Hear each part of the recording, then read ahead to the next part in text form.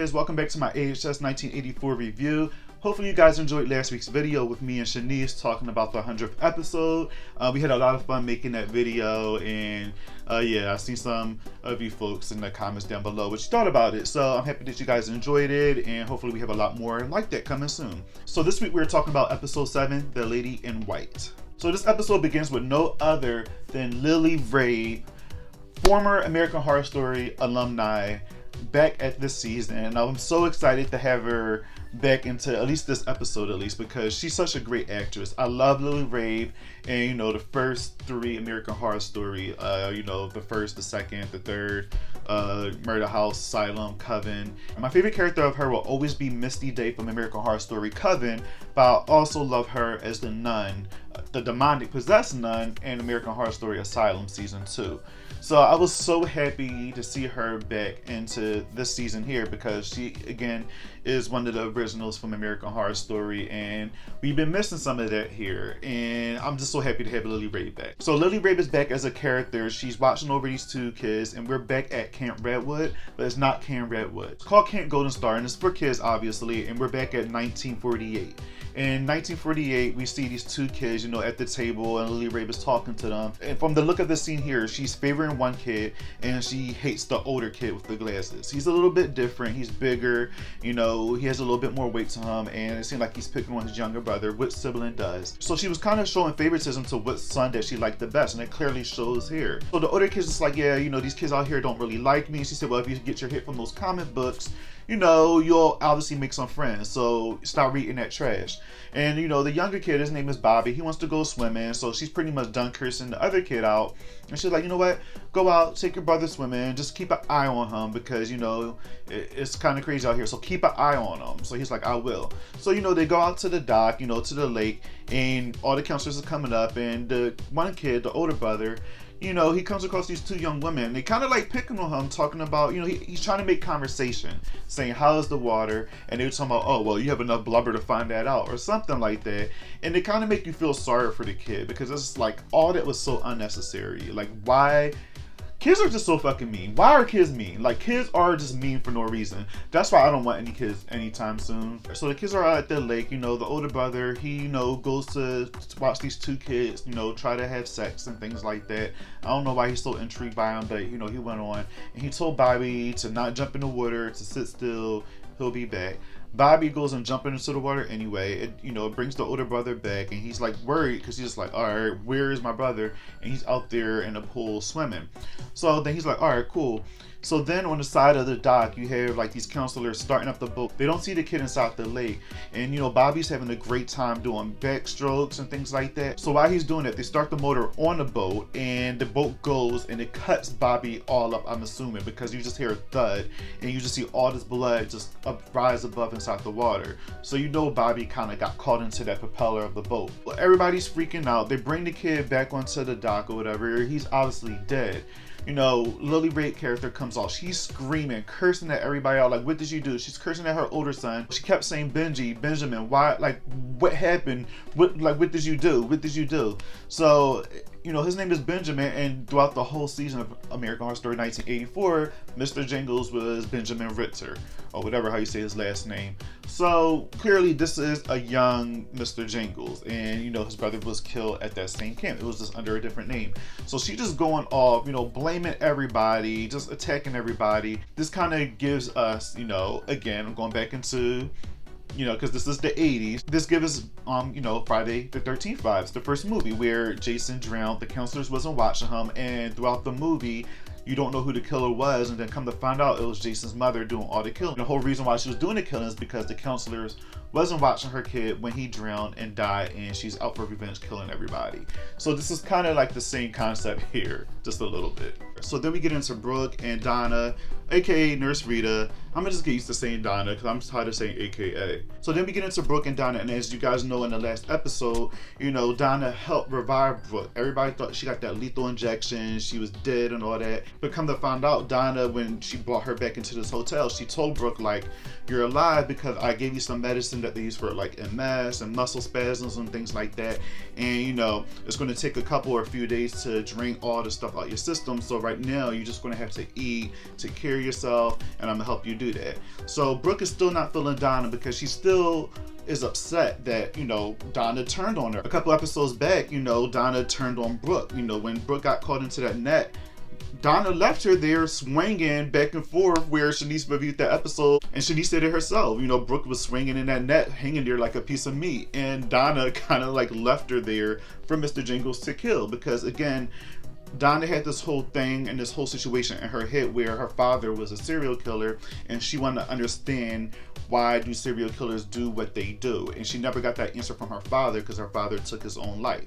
So now that she got Mr. Jingles, she's trying to study, you know, a serial killer in their own habitat and figure things out for her own self. So yeah, Brooke is still not trusting Donna that much, because she's just like, all of a sudden you're helping me now, like what do you want from me? What is going on? So now that Brooke is all fine and all things like that, you know, she see Nurse Rita come walking into the door, you know, checking on her, you know, and again, she questioned. She was trying to attack, you know, Donna. I keep saying Donna and Rita. What the fuck? Brooke attacks Donna like, yo, why are you helping me? Like, you try to get me killed. What's going on? And Donna's just like, look, you know, I'm just, you know, I see when you die where you want to go, and I just want to just make sure that we're good. You know, I don't want nothing to do, you know, I want no bad blood.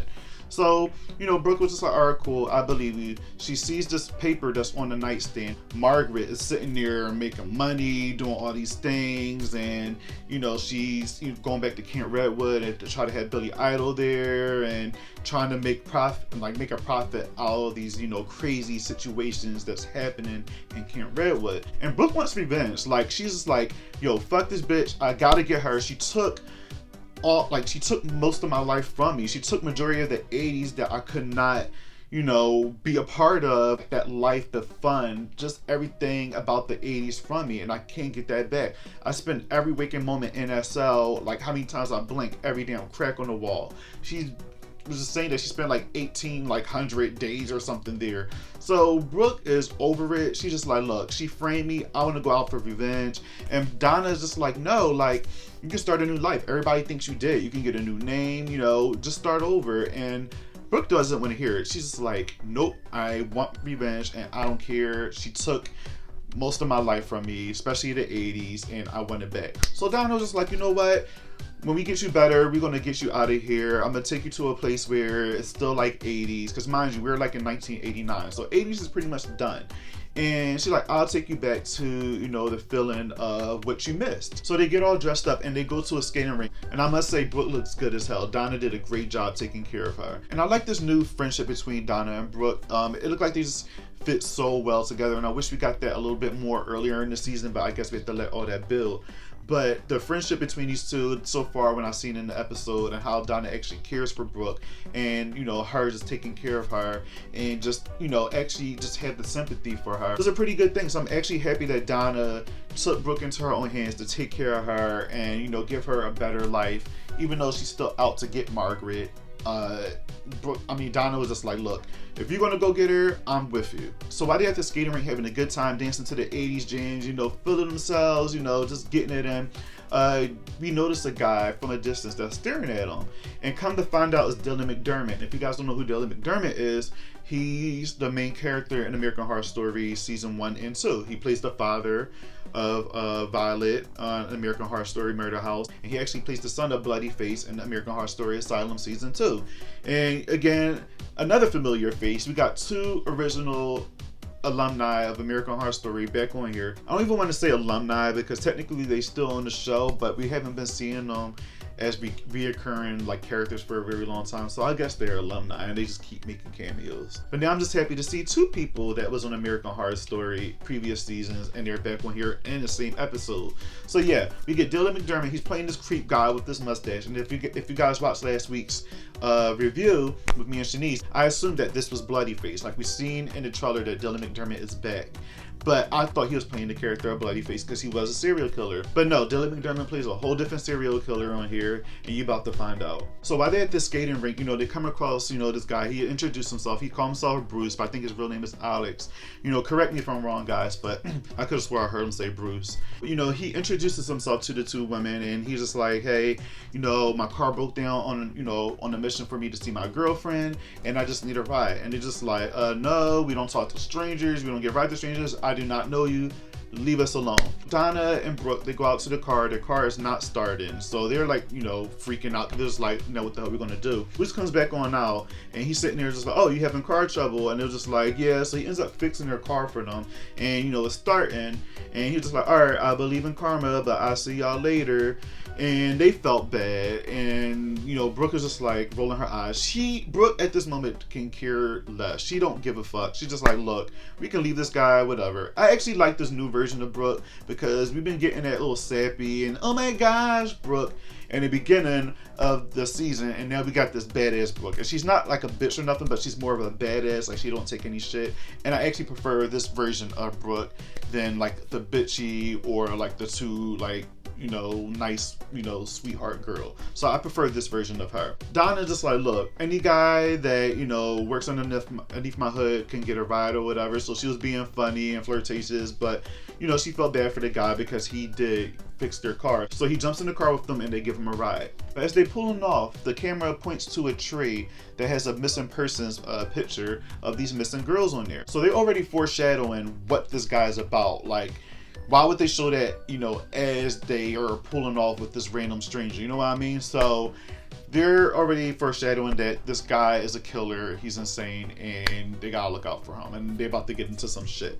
So as they're driving down the road, and Bruce is sitting in the back seat telling Brooke and Donna about an urban legend about like these high beams and things like that, where if one car is passing you and they start blinking their high beams, they turn around and kind of like chase you down and try to run you off the road or kill you. And that's been an urban legend for a while. That's been around for like decades or whatever. Brooke is getting freaked out. She's like, look, I dealt with these type of people before. You gotta get out the car, bro. Like, she wasn't taking no shit. She was like, you're already being creepy, you're being weird, I don't got time for it, and you gotta go. So Donna's like, yeah, I'm about to stop the car, you gotta get the fuck out, dude. Like, you're being too creepy. But Bruce is being weird, he's sitting in the backseat being sketchy, smoking cigarettes. He calls Donna out by her name, and they're all looking like, how does he know, like, my name or whatever? And he's sitting there just like, oh, do you really want to do that? So as he's just sitting there being weird, you know, Brooke is reaching into her bag and grabbing like her pocket knife or whatever, and she's just sitting there trying to grab at it as he keeps going, because she's like, you know what, some shit is about to go down and I'm not having it. So as this is happening, a cop car pulls up behind him. The cop gets out, you know, he's talking to Donna and Brooke, and he just like, look, missing girls went missing or whatever, like, you guys should be picking up strangers, because Donna mentioned, and she's like, look, I don't know this guy. And so he's warning him like, yo, girls are going missing. So he's like, can I see a form of ID from all of you? When that was happening, you know, Bruce pulls out a gun and shoots him. He gets out the car, you know, try to get the police gun or whatever, and Donna and Brooke just like take off with the doors swinging open, and they just like zoom off. So Bruce is upset, calling them bitches, shooting at him, and like, you already know it's not going to end there, because there's still a cop car that Bruce can take and chase them down with. So we already know some shit is about to go down. So now we're back at Camp Redwood, where we see some guy dressed up as Mr. Jingles. He's sitting there trying to take a piss or whatever, and we see the real Mr. Jingles approach this guy, kind of find out this is the guy that Mr. Jingles killed before he knew who he really was. Throughout this whole scene right here, Mr. Jingles is confronted by all the people that he killed in Camp Redwood, because everybody is ghosts inside this camp. You know, most of the people are ghosts inside this camp. And he's sitting there, you know, just laying there answering questions. They're sitting there talking to him like, you know, like, you did this to a majority of us, so now we want revenge. But Montana's just like, no, we have to wait until the festival that, you know, Margaret is happening, because if we kill everybody at this festival, it's going to bring paranormal investigators and Ghostbuster like people here, where we could somehow maybe get away from this curse of being stuck here or something. It's kind of a stupid plan in my opinion, but whatever. I guess Montana's the leader in the situation, because everybody's listening to Montana, because I guess she's the bad bitch here. So yeah, I guess they're just listening to her plan to see if that's going to work. So Mr. Jingles is saying like, hey, like, how's it like being a ghost? And they're just like, look, we still feel pleasure, we still like feel like pain and things like that, but it's like a curse, it's repetitive. Like, years felt like minutes here, because we don't really have a time here. Like, you know, we keep doing the same thing over and over again. So he's sitting there asking them questions about, you know, how's it like to be a ghost? And then they mentioned that a woman was attacking them in the woods. So, and he was like, well, what does this person look like? And they kind of described her. He's like, oh, that's my mother. So now we get into a backstory of how Ben's mom became a ghost there. So Ben goes on telling the story about how his mom became a ghost, like back in the day after Bobby had died. You know, his mom went on to a killing spree, killing all the counselors. And then when he went to go search for her because he started to see the counselors everywhere, she tried to attack him. So as she was like stabbing him up, and then like he ended up getting a knife from her, he ended up killing his own mom. And he was saying that, you know, the rage and the evil that she had built up inside of her when her blood had, you know, spilled onto the ground, it had cursed the whole entire ground. So it kind of put on a curse, and you know, to the rest of the camp for the reason why everybody's there and can't get out. I guess that's Benjamin's theory of how and why they can't get out. That's just the way he sees things like that, because in that case, why is the mom stuck there then? You know, it must be something before her, unless that, you know, she was like the, you know, the originator of the evil spirit there or something. I don't know, it's kind of fucking weird, but whatever. So we're all gonna blame Benjamin Ritter's, aka Mr. Jingles' mom, for the reason why all the people are stuck there and their souls can't get the hell out. So Ben is asking the ghost like, hey, well, where is she? Where do you guys see her? So, you know, Montana's just like, oh, well, Xavier can take you. And Xavier's just like, fuck that, Chet can take you. Chet was like, no, she chased me down the woods before. I ain't dealing with that shit again. So Xavier do it. So Xavier's just like, fine, I'll go do it. So Xavier end up taking Ben to this like shack that's in the middle of the woods, kind of reminiscent to Jason's shack in Friday the 13th Part 2, where he sees his mom's like, missing head in there. So, you know, Xavier's just like, well, here you go, I'm out. I'm not trying to have her catch up to me and try to kill me or gut me, even though I'm already dead, but I'm not trying to see what happens. So he's like, I'm gonna leave you here with her and you go handle that yourself. So Xavier end up leaving. Benjamin goes inside the shack and he ends up seeing his mom there. So when Ben sees his mom there, she's pretty much saying like, I hated you this whole entire time. I hated you since, you know, I gave birth to you. You were a parasite that was just sucking the life out of me. I always favored Bobby more. And she pretty much just said that she just disliked and hated Benjamin, you know, since he was a baby, and she just took care of him because that, you know, she had to, that was her child. And it just was sad to see the look on Ben's face, because you could just tell that he wants to be loved. And even from the beginning of the episode when he was a kid, she treated him like shit. And it's like, even as an adult now, she's, as a ghost, she still treats him like shit. She was just like, I see how when you came back and you fell in love with Margaret, you know, all them years ago, and, you know, she was already a little cuckoo banana. So I just gave her a little push and whispered in her ear and made her kill the counselors there, and, you know, try to and tell her to put the blame on you because that's how much I fucking hate you. So this whole situation here that's happening in this show with the killings and Margaret and things like that is because Mr. Jingles' mom, she was the cause of all of this. She was just like, look, all it took for me was to just say something in her ear, because like I said, she was cuckoo bananas, and she just did the job for me. So like, I already hated counselors, and I wanted to just make your life even worse than what it is now, because that's how much I fucking hate you. So he was like shocked. He was like, so this is your fault? Like, why would you do this? And she was like, because I don't like you. Like, I don't like you at all. And it's just, it's again, it's kind of sad to have a parent and a mother, especially a mother, you know, tell you that they hate you and you were a parasite, and just like talk to you like you're the scum of the earth. Like, I felt so bad for Benjamin in this scene here, and it was heartbreaking. But I will say LilyRae again is amazing in the scene. She's a phenomenal actress. Like, this is the reason, and this is like my favorite episode by far. Like, so far throughout the season, this is my favorite episode. Not just because there's a lot going on and we got a lot of reveals like we always do, but we have LilyRae giving us an amazing performance and just showing her feeling and her hatred towards her kid, and you actually believe it, and it actually gets you a little teary-eyed or emotional because you see the look on, you know, Benjamin Ritter's face or whatever, and how she's looking, how she's talking to him. Like, that shit hurt me. Like, my mom was talking to me like that. And it's kind of messed up. So LilyRae, again, I think this is she's the reason why this is like my favorite episodes, because she did her thing in this episode as far as acting goes. So then we got Donna and Brooke. They happy they got away from Bruce. They're, you know, there's a stoplight. They're sitting behind this truck or whatever, and then the cop car that stopped them all of a sudden zooms up behind them and crashes into them, and both Donna and Brooke hit their head on the headboard and, you know, crashed, you know, in the back of the truck that was at the stoplight, and knocks them both out. So then, you know, the guy that comes out his truck, you know, that's in front of Brooke and Donna, comes out. Bruce comes out the cop car and shoots and kills the dude in the truck. So then we get Brooke waking up in the truck that, you know, that they crashed into, you know, with Bruce next to her with a shotgun. And he's saying like, look, you know, you got a few choices here. You know, you can either make it to the Camp Redwood, to the concert, and, you know, have a good time and do what you were supposed to do there. But the only way you can do that is if you sit there and kill your friend. And how he wants her to kill Donna is, you see that Donna is tied up, you know, with a rope connected to the car in the back of the truck. So he pretty much want Brooke to drive off and drag Donna, and he's sitting there explaining to Brooke what happened to Donna's when she goes. He's saying like her skin will come off and, you know, flesh, and just saying all this like gruesome and nasty stuff. So he pretty much want Donna to be dragged to her death, you know, in his car.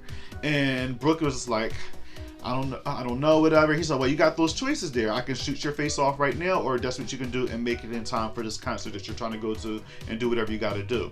So Brooke is sitting there making eye contact with the handgun that he got in his pants. So Brooke is just like, yeah, you know what? I never liked it anyway. She shouldn't have picked you up in the first place, like picking up strangers. So yeah, let's get her out of there. So she's like, you know, putting, you know, her foot on the, you know, the gas or whatever, putting it in drive. And he's like, well, what are you waiting for? So then Brooke puts the car in reverse, zooms up. Donna's waking up, but then Donna ducks in time, so she just missed the car when she ducked back as the car was going in reverse. And it kind of makes Bruce fall to the side. She ends up getting his gun, shooting him in the leg, knocking him out the car. So then she's sitting there getting him, pointing the gun at her. Then Donna comes behind Bruce, takes the rope that she's wrapped up in and start choking him. And she's trying to like strangle him and kill him. Like Donna's like, fuck this motherfucker. He tried to kill me. And Brooke is like, no, I got a better idea. We gotta do something else. I got a better idea. Now we back at Camp Redwood where we got Margaret and Trevor and Leslie Jordan being assistant with the horrible wig. I just can't with Leslie Jordan in this wig. Why would they give him that wig? Why that wig? That wig is horrible. Like every time I see this man pop up on the screen with that wig, I just sit there and just keep laughing. I can't take him serious. I just can't. It's too fucking funny. I just can't take him serious. But we got them three, and Margaret's sitting there being an asshole to all of them. She's being an asshole to Trevor. She's telling him like to go clean this and do this and blah blah blah blah blah. And Trevor just like whatever. So then he sees Montana in the distance, and the car like goes by and she like disappears, and he's just like, you know what, I'm gonna go find her because I think I know who I see. And Margaret's just like, well, where the hell you going? He said, oh, I'm about to clean the bathrooms or whatever she wanted him to do. I forgot what it was. And he goes searching into the woods, and he ends up finding Montana. Them two end up making out, and I'm assuming having sex, because if you guys remember in the beginning of the season, them two were hooking up, and Montana was like obsessed with Trevor and his giant dick. So I guess that as a ghost she can feel pleasure because she mentioned that, so I guess she's about to get it in with Trevor. Which is kind of weird too, because as I learned from previous seasons of American Horror Story, when you have sex with a ghost, you got a living person and then a ghost, and they have sex, and if one of them is evil, I'm assuming, that kind of creates the Antichrist, because that's what happened between Murder House, and that's how we end up getting Michael Langdon in American Horror Story Apocalypse, because on the first season, we had, you know, Connie Britton's character and Evan Peters as the ghost, and they end up having sex, and she ended up having twins, but one of them was evil, and the good one was dead, and we had the Antichrist that was killing everybody. So I'm assuming if you have a ghost that's evil and a human person that make love, they create the Antichrist. So if that's happening on here, then I guess we're getting another and a second coming of the Antichrist, you people. But then again, it might be different because Montana probably can't get pregnant because she's, in this case, she's the ghost. She's not the living person. So I guess she can't get impregnated. But I don't know. This is all becoming too confusing, but hopefully we just don't get another Antichrist. And if we do, hopefully it's Michael Langdon again, because he was fucking awesome and hot. Like, come on, who didn't want to be Michael Langdon? Anyway, back onto this episode. So Bruce is tied up to a tree, and Brooke is cutting off his thumbs and fingers, and she's like, so you don't have to hitchhike again and shoot people and do all this extra stuff, and she's just gonna keep him tied up there, and so I guess he bleed out and die. And Donna's just like, well, cool, that's whatever. So Brooke goes off hiking. She's like, all right, I gotta go to this camp, and I gotta get Margaret the fuck out of here. And Donna's just like, look, I'll come with you. We've been doing this for like, you know, ever. We've been hanging with each other. Why not? I'll come with you. So them two is going off hiking to Camp Redwood. So I guess some shit's gonna go down in the next episode because them two are almost there and they're here for some blood. So meanwhile, we got the band Kaja Gugu there. I forgot to tell you guys, they pulled up when Margaret was cursing Trevor and her assistant out. So now they're there to perform at least one song for the whole event that they're having there. So you got the lead singer out there having a smoke, doing his thing. And you got Richard Ramirez is like, hey, I've been a fan or whatever. And the guy was just like, all right, cool, you want an autograph or something? He said, and then Richard Ramirez was like, oh, well, you made a deal with the devil and I'm here to collect. So then the lead singer is like, oh shit. So then Richard Ramirez ended up killing this bull, get him out of here. So then we fast forward to Leslie Jordan walking onto the tour bus, and everybody in that band is like laid out dead, blood everywhere. And then we get this iconic scream from Leslie Jordan.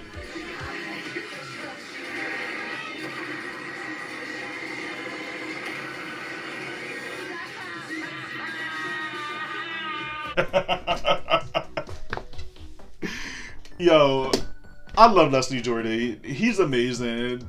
He's funny as hell. Like, again, that scream and that wig, I just can't do. I just can't do. I just can't.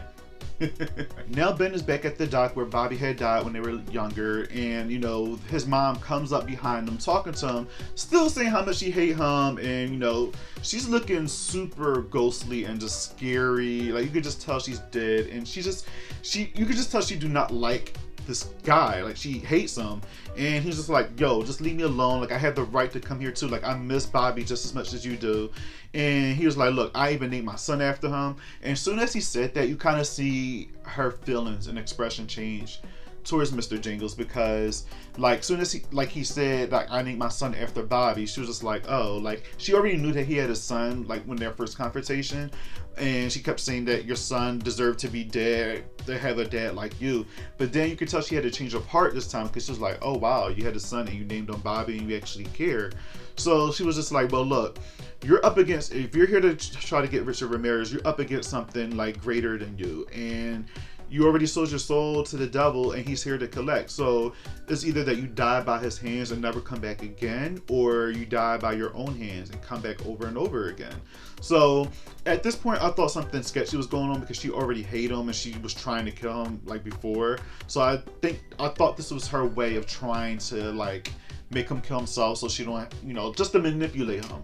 But no, she ended up telling the truth. Like, she ended up saying no, her thing. She disappears, and you know, Mr. Jingles ended up taking the knife that he has and stabbing himself and killing himself. And you know, he comes back as a ghost, takes the knife out his own dead body, and then walks off into the woods. But yeah, guys, that's the end of this episode. I'm just looking forward for Margaret to get what's coming to her. I don't care about the showdown between Mr. Jingles and Richard Ramirez, because that's old, like I said on last week's episode. So next week's episode, well, this week's episode, I can't wait to see what Margaret gets to her. So yeah, guys, let me know what you thought about this episode in the comment below. And don't forget to like, comment, and subscribe to this video. I appreciate you guys for watching, and I'll see you guys in the next one. Peace out.